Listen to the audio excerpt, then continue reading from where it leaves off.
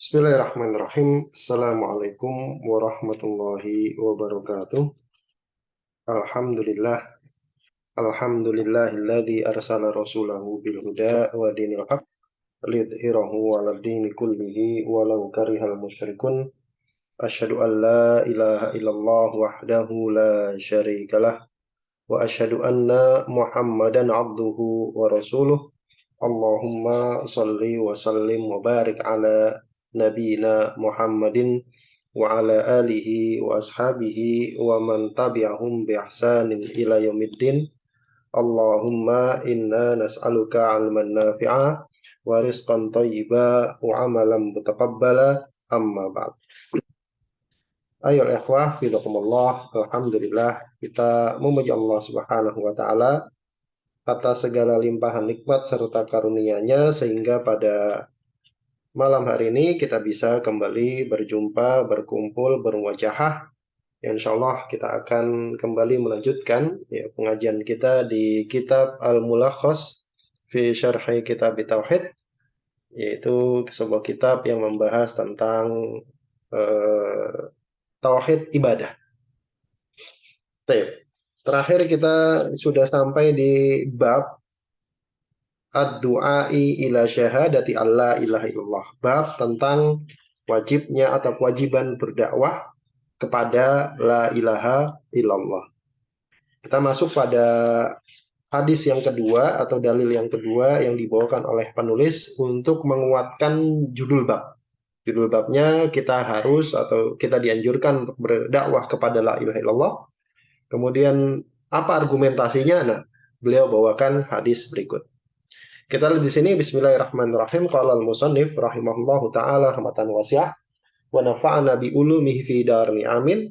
Kata beliau, an Ibnu Mas'udin, dari sahabat Ibnu Mas'ud radhiyallahu taala anhu, anna Rasulullah sallallahu alaihi wasallam, bahwasanya Rasulullah sallallahu alaihi wasallam lamma ba'atha Mu'adzan ilal Yaman, tatkala beliau mengutus ba'atha Mu'adzan, maksudnya wajahahu wa arsalahu, maksudnya mengutus dan mengarahkan, mengarahkan dan mengutus Mu'adz bin Jabal ke Yaman.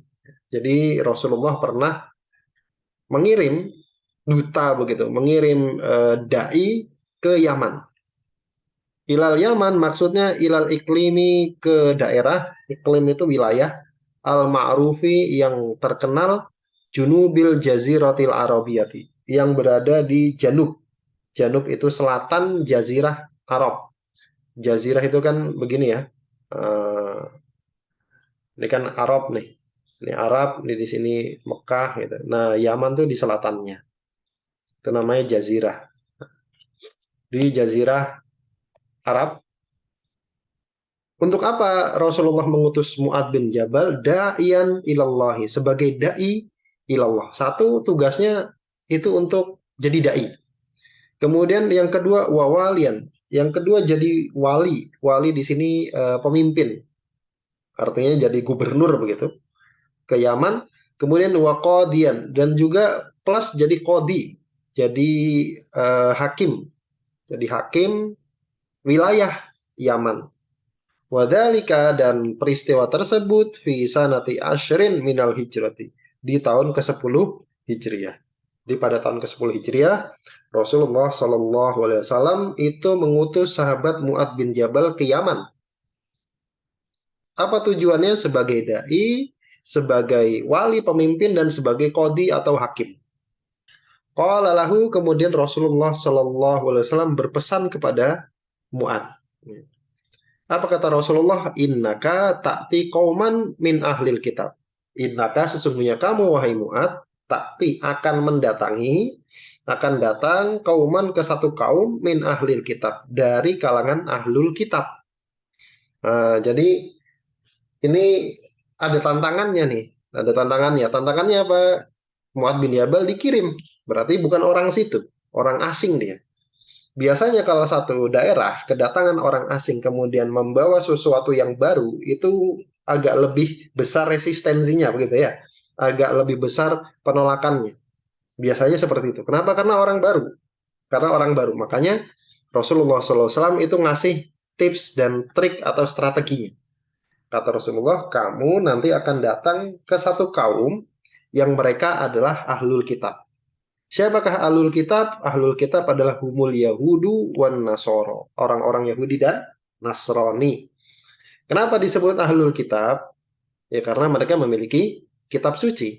Li'annahum, karena mereka kanu fil Yamani, dulu di Yaman, aktsaro min musyrikil Arabi wa aglaba.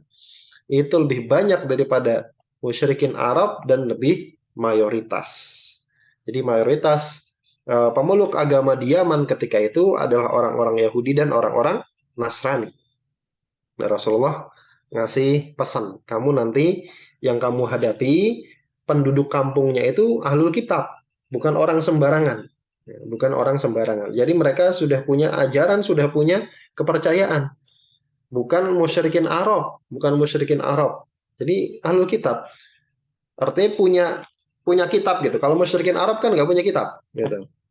Falyakun awwala ma tad'uhum ilaihi.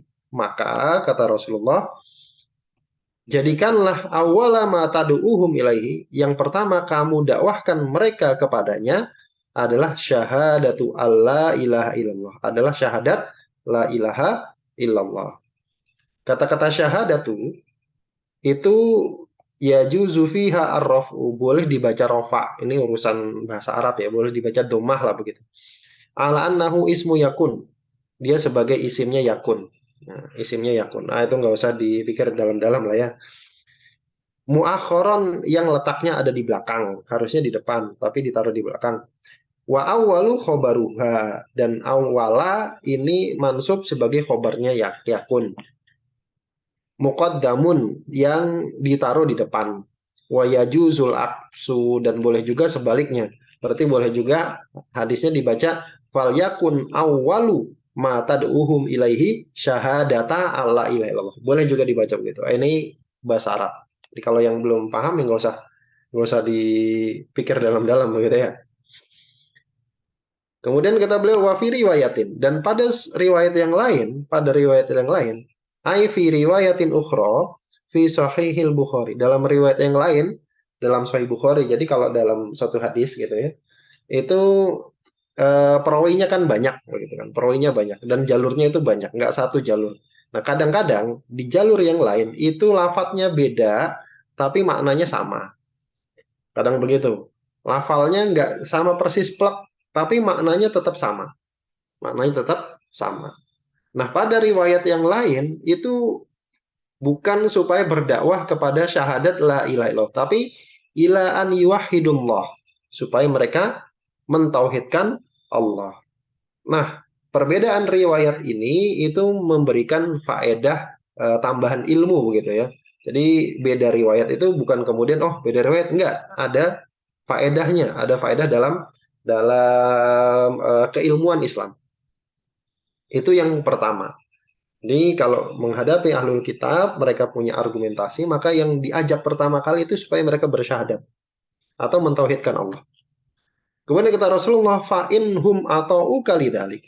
Kalau mereka sudah mentaatimu terhadap hal tersebut, apa mentaati maksudnya? Kalau orang-orang Yahudi dan Nasrani itu sudah taat kepadamu, wahai Mu'ad, maksudnya apa? Aisyahidu, mereka telah bersyahadat, wan qadu, dan tunduk lidakwatika, terhadap dakwahmu, wa kafaru bima yu'badu, dan mereka sudah mengkufuri gitu ya, sudah kufur bima yu'badu, terhadap apa saja yang disembah, min, dari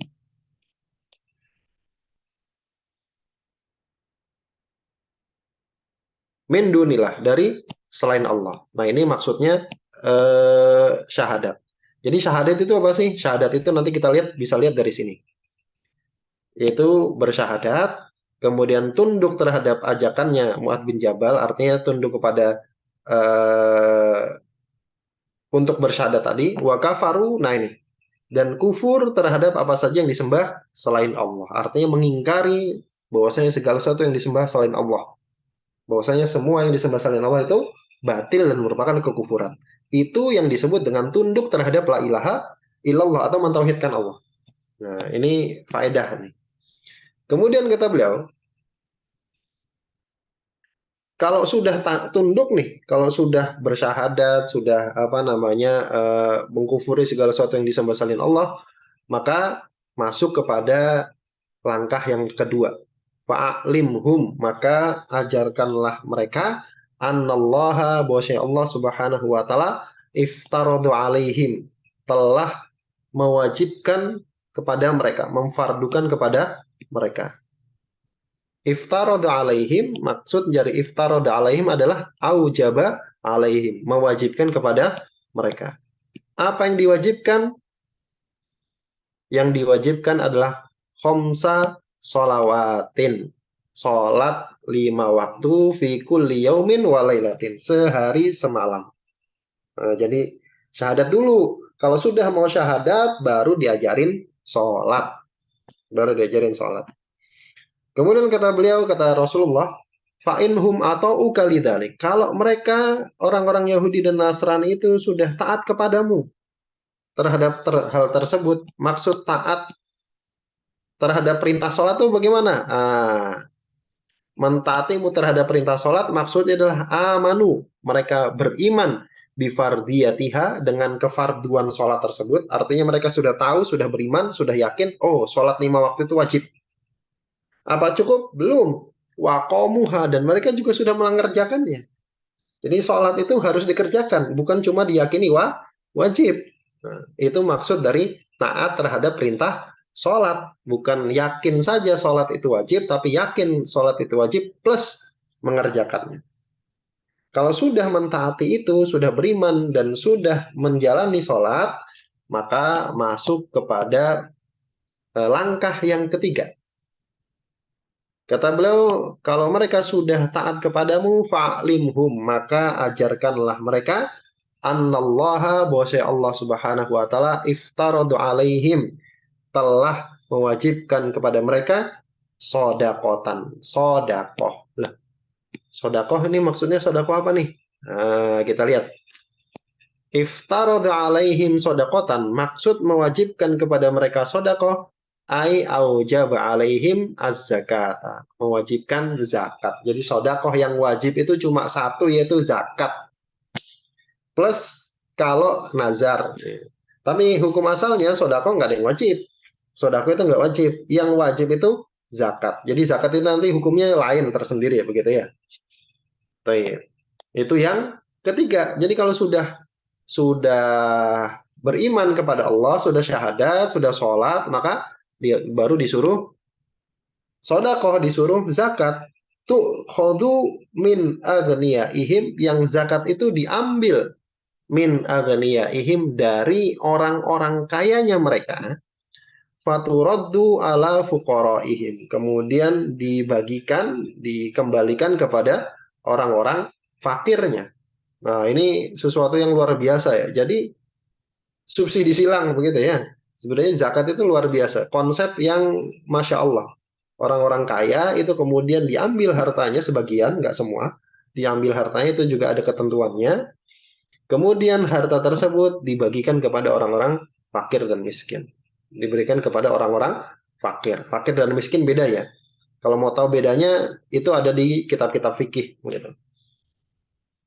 Kemudian kata Rasulullah, fa'inhum atau ukalidalik. Kalau mereka sudah mentaatimu untuk hal tersebut, wahai Mu'ad, sudah mau bayar zakat, fa'iyyaka wa karaima amwalihim. Maka kamu waspada dari karaima amwalihim. Ya. Kita lihat. Iyyaka wa karaima amwalihim. Iyyaka ini kalimat tahdzir. Iyyaka ini adalah kalimat atau kata yang dipakai untuk memberikan warning gitu. Waspada, hati-hati gitu. Iyyaka itu artinya. Jadi iyyaka itu artinya waspadalah kamu, hati-hatilah kamu, wa karaima amwalihim. Dan dari apa? Karaim. Karaim itu harta pilihan, ya, harta pilihan. Mansubun ala tahdzir. Dia mansub karena tahdzir. Tahdzir itu ada fiil hadir yang dibuang gitu ya, fiil hadir yang dibuang. Jam'u karimatin, jamak dari karimah. Ini juga bahasa Arab yang nggak usah dipikir dalam-dalam. Jamak dari karimah. Karimah itu harta pilihan. Wahia al khiyarul mali wa nufasaihi. Yaitu khiyarul mal, harta pilihan, wa nufasaihi. Dan wa nafaisuhu afwan. Nafaisuhu. Nafaisnya. Nafais itu ya harta terbaik begitu, harta terbaik. Jadi dalam zakat itu kalau petugasnya ngambil zakat, artinya ke petugas zakat mungut zakat gitu kayak sekarang ada pemungut pajak gitu, mungut zakat. Itu kalau mungut zakat nggak boleh ngambil harta yang paling bagus. Itu nggak boleh. Haram. Haram. Jadi nggak boleh memukut zakat dari harta yang terbaik. Misalkan zakat per peternakan begitu kan. Ada hewan ternak yang paling bagus nih, kemudian diambil. Itu nggak boleh. Kecuali dengan keridoan si pemilik. Artinya si pemilik yang ngasih ide nih, yang bagus saja, yang paling bagus dibawa. Nah itu baru boleh. Tapi kalau mungut zakat, kemudian ngambil yang terbaik, itu nggak boleh. Itu luar biasa Islam ya. Jadi memang memungut zakat pun ada tata caranya. Kemudian itu yang pertama. Jadi setelah diajarkan oleh Rasulullah SAW cara berdakwah, kemudian Rasulullah kasih peringatan. Satu, kalau mengut zakat itu hati-hati dari harta yang paling bagus, gak boleh diambil. Kemudian kata Rasulullah, wattaqi da'watal madzlumi, dan takutlah kamu dari doanya orang yang terzolimi. Rasulullah, dan takutlah kamu dari doanya orang yang terzolimi. Kenapa? Karena Mu'ad itu diutus ke Yaman, itu nggak cuma sebagai dai, tapi juga sebagai wali dan sebagai hakim, sebagai pemimpin dan juga sebagai hakim. Ini apa namanya, pesan yang luar biasa. Kalau kita sebagai wali dan sebagai hakim atau sebagai orang yang memimpin atau bahkan yang nggak harus memimpin ya, kehidupan sehari-hari juga harus hati-hati dari doanya orang yang terzolimi. Ai maksudnya ihdarha. Hati-hatilah kamu dari doanya orang terzolimi. Waja'al bainaka. Kemudian bagaimana bentuk kehati-hatian tersebut? Bagaimana bentuk kehati-hatiannya? Jadikanlah antara dirimu wa bainaha, dan antara doanya orang yang terzolimi itu wiqayatan. Ada benteng. Jadi jadikan antara dirimu dan doanya orang yang terzolimi itu benteng. Dengan cara apa? Bifi'lil adli. Dengan mengerjakan atau melakukan keadilan. Watarkid dzulmi. Dan meninggalkan kezoliman. Jadi itu bentengnya. Bentengnya dengan berbuat adil dan meninggalkan kezoliman. Kemudian kata Rasulullah Shallallahu Alaihi Wasallam, fa'innah, kenapa kita harus hati-hati dari, kenapa kamu Mu'ad, kan sebenarnya ini kan musannya kepada Mu'ad, tapi ditujukan juga kepada kita. Kenapa kita harus hati-hati dari doanya orang yang terzolimi? Fa'innahu, karena sesungguhnya dia, ay al-halu wa sya'nu, kondisi dan keadaan orang, doanya orang yang terzolimi itu, kenapa ini? Laisa bainaha wa bainallahi hijabun. Itu tidak ada antara doa tersebut dan antara Allah hijab. Nggak ada penghalangnya. Ai maksudnya la tahjubu anillah. Tidak terhijab, tidak terhalangi dari Allah Subhanahu wa taala. Bal tarfa'u ilaihi. Bahkan doa tersebut langsung naik kepada Allah wa fayak baluha. Kemudian Allah Subhanahu wa taala menerimanya. Nah, ini waspada nih kalau doanya orang terzolimi. Kita pernah zolimin orang, orang orang kena zolim sama kita, kemudian dia mendoakan kejelekan buat kita, hati-hati. Kenapa? Karena nggak ada hijabnya. Hijab itu penghalang. Penghalang doa kan macam-macam, maksiat, begitu kan. Kemudian adab doa yang kurang dan seterusnya. Itu namanya penghalang-penghalang doa. Nah, kalau doanya orang terzolimi, hijabnya itu nggak ada. Langsung naik kepada Allah Subhanahu wa taala. Kayak hati-hati. Kemudian kata beliau akhrojahu. Beliau berdua mengeluarkannya. Siapa beliau berdua yang telah mengeluarkan hadis ini? Ai akhrojahu al-Bukhari wa Muslimun fi sahihain. Fi sahihain. telah dikeluarkan oleh Bukhari dan Muslim dalam Sahihain, dalam Sahih Bukhari dan Muslim. Ini apa namanya hadisnya. Hadisnya kita sudah baca plus mufradatnya, kosakatanya. Nah, sekarang makna global dari hadis ini. Kata beliau, qala al-musannif hafizahullah al-makna al-ijmalil hadis. Makna global dari hadis ini. Kata beliau, anna nabiyya sallallahu alaihi wasallam, bahwasanya Nabi Muhammad sallallahu alaihi wasallam lamma wajjaha Mu'adz bin Jabalin, tatkala beliau mengarahkan atau mengutus Mu'adz bin Jabal radhiyallahu ta'ala anhu ila iqlimil Yamani, ke daerah Yaman, da'iyan ilallah, sebagai da'i ilallah, wa mu'alliman, dan sebagai guru, sebagai pengajar. Jadi ini luar biasa ya. Pengutusan dai ke tempat terpencil gitu sudah dilakukan oleh Rasulullah. Tatkala beliau melakukan itu, rosamalahu, beliau Rasulullah menggariskan gitu, memberikan apa namanya ya, garis-garis haluan begitu, al khutota, garis-garis khutoh ya, rosama khutoh, menggariskan SOP begitulah, allati yasiru alaiha, yang mana Muaz itu berjalan di atasnya, fi dakwatihi, dalam dakwahnya. Jadi beliau sudah ngasih dulu nih petunjuk sama SOP-nya, nanti kamu tak suruh ke Yaman ya, tapi nggak dilepas begitu aja, diler aja gitu kan, diutus ke Yaman, enggak. Sama Rasul dikasih SOP supaya dakwahnya itu terarah gitu. Fabayyana lahu, maka Rasulullah SAW menjelaskan kepada Mu'ad, annahu, bahwa saya beliau Mu'ad bin Jabal, sayuwajihu qauman ahla ilmin, akan menghadapi satu kaum yang bukan kaum sembarangan, tapi ahla ilmin, yang mereka ahli ilmu. Artinya orang-orang Yahudi dan Nasrani itu bukan orang-orang apa namanya jahiliyah Arab gitu ya. Kalau orang-orang jahiliyah Arab itu kan mereka tidak memiliki kitab, tidak memiliki tulisan. Kalau orang dulu punya tulisan itu kan luar biasa.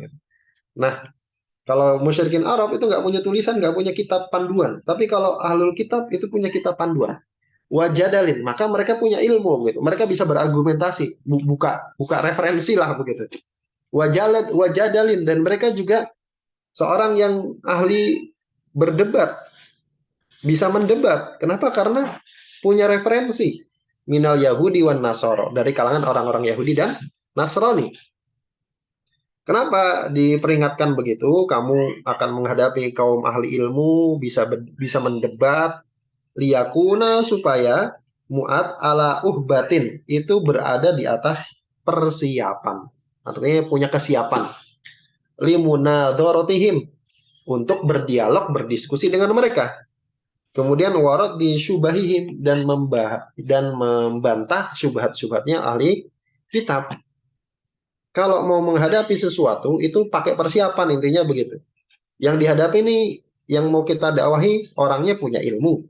Dia bukan ahli, dia bukan orang sembarangan. Misalkan dia pemuka agama begitu. Wah, itu lebih lebih harus pakai persiapan lagi. Kalau nggak pakai persiapan, bunuh diri, bunuh diri. Malah bisa-bisa kita yang kena gitu kan. Makanya kata Rasulullah, dikasih tahu nih, kamu akan menghadapi orang yang punya ilmu, supaya ada persiapan untuk berdialog, berdebat dengan mereka, dan membantah syubhat-syubhatnya. Tsumma liyabda'a fi da'watihi. Kemudian setelah Rasulullah ngasih warning gitu, kamu mau menghadapi siapa?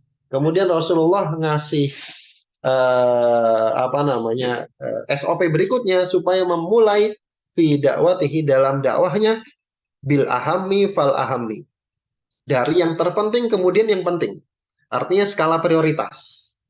Jadi setelah tahu siapa kita akan menghadapi siapa dalam dakwah, maka harus tentukan skala prioritas.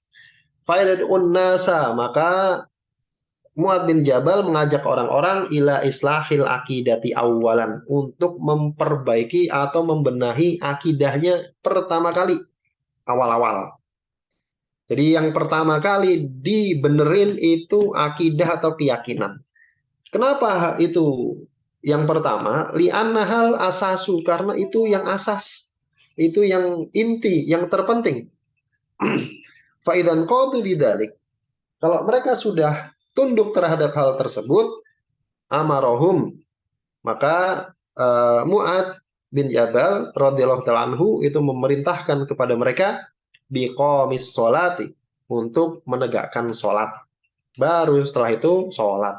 Li'annaha a'dhamul wajibat, karena sholat itu kewajiban yang paling besar ba'da tauhid, setelah tauhid. Jadi setelah akidahnya benar baru sholat. Sholat itu yang utama. Tapi ada lagi sebelum sholat sesuatu yang lebih utama lagi. Itu apa? Benar akidahnya. Benar akidahnya. Kenapa? Karena meskipun sholat yang utama, kalau akidahnya nggak benar, maka nggak berfungsi itu sholat. Faida aqomuha, kalau mereka sudah mengerjakan sholat, amaro agniyaahum, maka beliau memerintahkan orang-orang kayanya bidak izzakati amwalihim, untuk membayar zakat mal. Kepada siapa dibayarkan? Ila fuqaraihim, kepada orang-orang fakir. Muasatan lahum, sebagai bentuk muasah bantuan lahum, kepada orang-orang fakir miskin. Itu bentuk bansos begitu. Bansos kepada orang-orang fakir. Wa syukran lillah, kemudian sebagai bentuk syukur kepada Allah Subhanahu wa taala. Tsumma hadzarahu, kemudian setelah itu, setelah dikasih SOP, Nabi SAW juga memberikan peringatan, warning. Kemudian Nabi SAW memperingatkan Mu'ad min akhdi jaidil mal, dari mengambil harta terbaik. Kenapa? Li'annal wajiba al wasatu, karena yang wajib itu harta yang pertengahan. Kalau bayar zakat itu nggak boleh bayar yang paling jelek, diambil yang paling jelek, juga nggak boleh yang paling bagus. Jadi yang pertengahan aja, sedang. Kalau yang paling jelek ya masa bayar zakat kemudian dikasih fakir miskin yang paling jelek gitu kan, dikasih beras perak misalkan, ya jangan. Pertengahan. Kalau yang paling bagus nggak boleh, yang paling jelek juga nggak boleh. Tahu, kemudian Rasulullah SAW juga memotivasi Mu'ad alal adli, untuk berbuat adil. Kenapa? Karena dia nggak cuma sebagai pengajar saja, sebagai dai saja, tapi juga sebagai wali dan qadhi. Wa tarki dzulmi, dan meninggalkan kedoliman. Li alla yad'u alaihil madlumu, supaya orang dolim tidak mendoakan kejelekan kepadanya. Wa da'watuhu, sedangkan doanya orang yang dizolimi itu mustajabatun, mustajabnya. Itu makna global dari hadis tadi. Kemudian muncul pertanyaan di benak kita, begitu ya. Kalau misalkan memperhatikan apa hubungannya antara hadis ini dengan judul bab, gitu kan. Judul bab adalah berdakwah kepada syahadat la ilaha illallah. Kok sama penulis dibawakan kisah ini? Apa sisi argumentatifnya tuh apa? Kita lihat munasabatul hadis lil bab, hubungan antara hadis ini dengan bab. Anna awwala ma yud'a ilaihi. Hadis ini menceritakan bahwasanya yang pertama kali didakwahkan, yang diserukan, yang diajak adalah syahadatu alla ilaha illallah. Adalah syahadat la ilaha illallah. Itu dakwah yang pertama. Jadi semua dakwah itu seperti itu.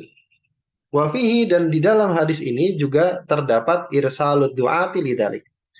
Dianjurkannya mengutus dai utusan untuk melakukan hal tersebut, untuk berdakwah kepada syahadat la ilaha illallah. Makanya di negeri kita banyak ya mengirim apa namanya dai-dai ke wilayah pedalaman gitu kan. Misalkan ke wilayah-wilayah yang memang belum tersentuh dakwah Islam gitu kan. Kayak Ustadz Sabun itu, kemudian diajarkan mandi, diajarkan syahadat, kemudian setelah mandi, itu yang saya ingat ya, setelah mandi orang-orang pada enak ya masuk Islam, seger ya. Bukan seger karena memang kamu jarang mandi, makanya masuk Islam seger. Tuh, itu hubungan antara hadis ini dengan bab. Kemudian apa faedah dari hadis ini? Faedahnya ada 12. Ma yustafadu minal hadis, faedah dari hadis ini. Yang pertama adalah masyru'iyatu irsalid du'ati ilallah. Disyariatkannya mengutus dai ilallah. Nah, sebagaimana dilakukan oleh Rasulullah. Jadi pengutusan dai itu bukan suatu yang baru gitu ya. Rasulullah sudah melakukannya 14 abad yang lampau.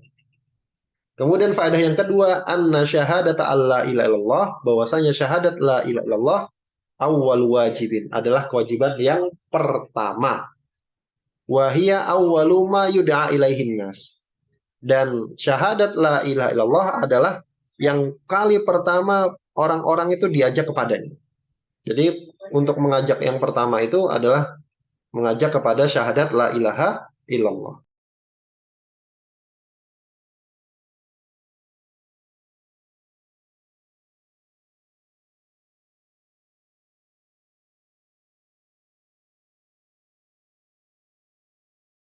Taib.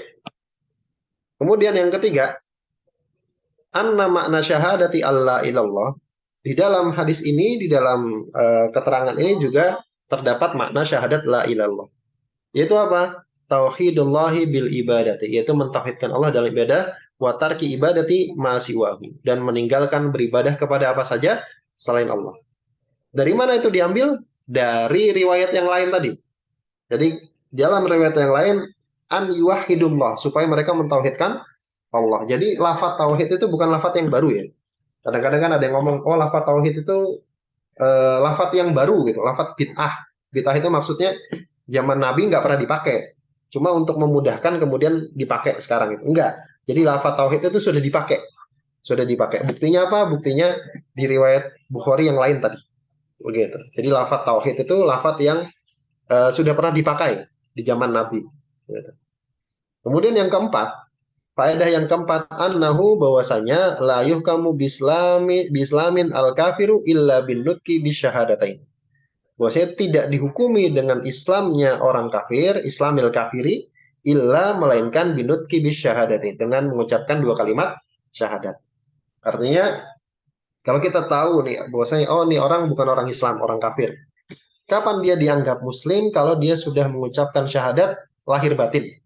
Gitu. Sudah mengucapkan syahadat zahiran wa batinan. Kalau belum maka nggak dihukumi muslim dia. Kalau lisannya sehat begitu ya, bukan orang yang gagu atau bisu.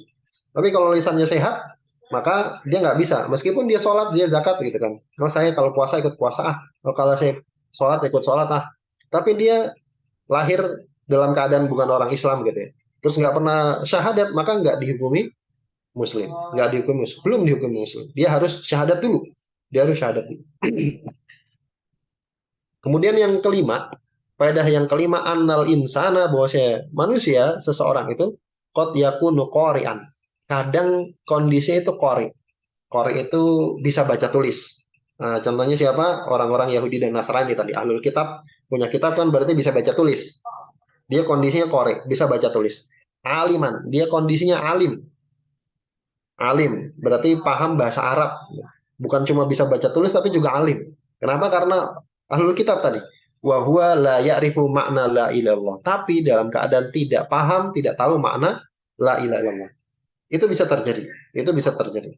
Au ya'rifuhu, atau tahu wala ya'malu bihi, tapi nggak mengamalkannya.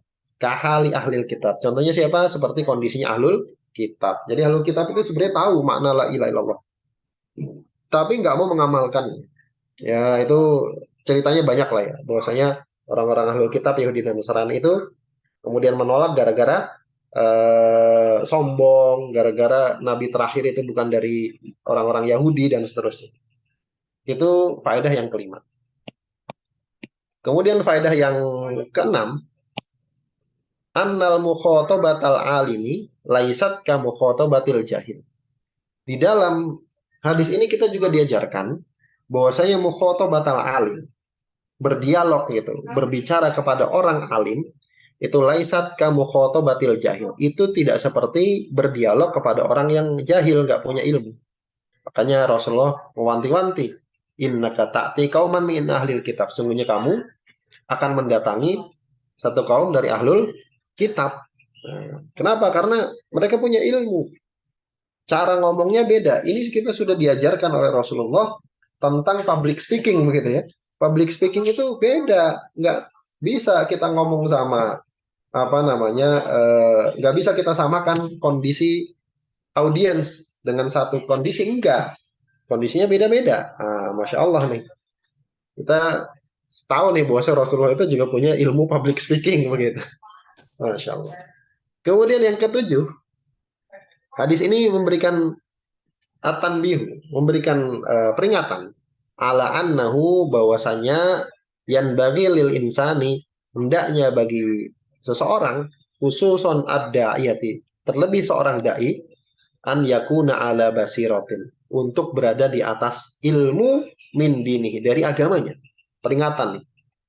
Seseorang itu hendaknya berada di atas ilmu, di atas basiroh. Terlebih seorang dai. Supaya Pak liyatahollaso min syubhatil musyabbihin. Supaya dia bisa melepaskan diri dari syubhatnya orang-orang yang memberi syubhat. Wadhalika dan hal tersebut ditalabil ilmi dengan belajar atau ngaji. Ngaji. Sekarang syubhatnya udah tambah macam-macam kan. Syubhat kontemporer itu luar biasa sekarang. Syubhat ateisme begitu kan, syubhat feminisme, syubhat liberalisme, syubhat humanisme gitu. Nah, itu kita bagaimana seorang muslim itu hidup di zaman sekarang? Dia harus berada di atas basyirah, di atas ilmu. Apalagi dia kemudian berkecimpung di dunia dakwah, pendakwah baik di secara langsung atau di medsos begitu. Maka harus pakai ilmu. Dengan cara apa? Dengan cara belajar. Dengan cara belajar. Jangan asal kopas. Ini peringatan nih. Bagi yang punya akun-akun dakwah begitu, yang punya dakwah kadang di medsosnya berdakwah, jangan asal kopas. Kalau kopas itu dia harus kasih keterangan dari mana dia kopas. Kadang-kadang dia ngasih keterangan banyak begitu kan, mendetail dari A sampai Z itu kan. Faedah misalkan tidak boleh seperti ini, misalkan hadis ini doif, kemudian dia kasih contoh, dia kasih referensi. Referensinya satu misalkan doif eh, doif jami begitu. Tulisannya Syalbani misalkan begitu. Sedangkan dia nggak pernah baca doif jami Syalbani. Itu jadi problem. Kadang-kadang saya tanya yang begitu, antum pernah baca nggak kitab itu? Nggak pernah. Nah, terus dari mana? Kopas. Kalau Kopas kasih keterangan kamu Kopas. Jangan bilang ini saya ngambil dari kitab ini. Padahal Kopas. Padahal Kopas nggak boleh itu. Itu namanya sudah mengkhianati tidak amanah dalam intelektual gitu. Sudah tidak amanah dalam keilmuan. Amanah keilmuannya nggak ada. Dia bukan seorang intelektual. Seorang intelektual itu dia ngomong, oh saya kopas dari tulisannya Ustadz Fulan gitu. Bukan sekedar naruh referensi gitu. Naruh referensi semua orang bisa gitu. Itu yang ke-7. Yang ke-8, anna sholata a'dhamul wajibat. Bahwasanya sholat adalah kewajiban terbesar ba'da syahadataini. Setelah dua kalimat syahadat. Makanya sholat ditaruh nomor 2. Kemudian yang nomor 9, pada dari hadis ini anna zakata aujabul arkani ba'da sholat. Bahwasanya zakat itu rukun yang paling wajib setelah sholat. Makanya kalau di kitab-kitab fikih itu biasanya kitab zakat dulu baru kitab sholat, baru kitab puasa. Kitab zakat dulu baru kitab puasa. Jadi kitab toharoh, kalau fikih ya kitab toharoh, terus kitab sholat, kemudian kitab zakat baru kitab puasa. Baru kitab puasa, baru kitab haji. Kenapa begitu? Karena memang nilai kewajibannya itu lebih ditekankan zakat. Kenapa? Karena zakat itu hubungannya sama orang lain. Hubungannya sama orang lain. Fungsinya itu melebar. Fungsinya melebar. Kalau puasa kan fungsinya untuk diri sendiri. Kalau zakat itu fungsinya melebar ke pihak lain. Begitu. Kemudian yang ke-10, di antara faedah hadis ini adalah bayanu masrifin atau masrofin min masorifiz zakat. Penjelasan tentang sasaran begitu dari sasaran-sasaran zakat. Artinya bayar zakat itu kemana sih? Gitu. Ini dijelaskan satu. Wahumul fuqara'u, dan mereka adalah orang-orang fakir. Dan di dalam hadis ini terdapat faedah fikih wa jawazul iktisari alaih, dan bolehnya membatasi diri atas orang fakir saja. Ini permasalahan fikih. Jadi kalau membayar zakat itu apakah orang-orang yang berhak untuk dikasih zakat, fakir, miskin, gharim gitu kan, musabi, disabilillah, musabil gitu, walaf, itu harus didapat semua, harus dapat semua, atau boleh dikhususkan untuk satu bagian saja. Saya kasih ke orang fakir aja, oh saya kasih ke orang miskin aja, atau harus dibagi rata semua. Nah, dalam hadis ini, kemudian para ulama ahli fikih menyimpulkan boleh untuk membatasi diri kepada orang satu pihak saja. Kenapa? Karena Nabi cuma nyebut orang fakir saja. Nggak harus semuanya dikasih, nggak harus. Nah, begitu. Itu yang nomor 10. Yang nomor 11, annahu la yajuzu akhdhu zakati min jaydil mal. Saya nggak boleh mengambil zakat dari harta terbaik illa birido sahibihi, kecuali dengan keridoan pemiliknya. Kecuali dengan keridoan pemiliknya.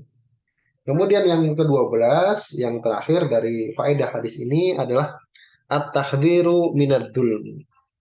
Peringatan keras atau warning dari perbuatan zalim.